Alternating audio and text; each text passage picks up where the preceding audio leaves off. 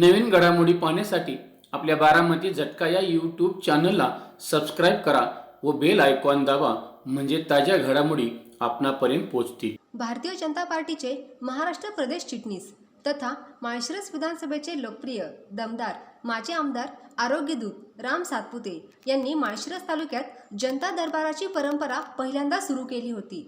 आजपर्यंत ती अखंडपणे सुरूच आहे। लोकप्रतिनिधी कसा असावा हे राम सातपुते यांनी त्यांच्या कार्यातून दाखवून दिले आहे।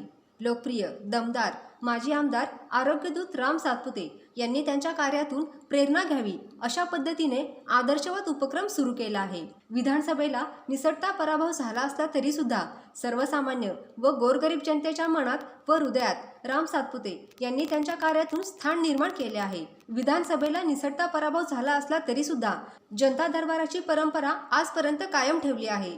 जनता दरबारात व्यक्तिगत व सार्वजनिक प्रश्नांची सोडवणूक जागच्या जागी केली जाते।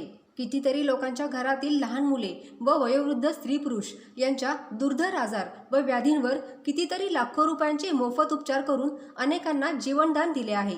माणसाच्या शरीरातील असा एकही अवयव नाही ज्याचे ऑपरेशन आरोग्यदूत राम सातपुते यांनी करवून दिले नाही।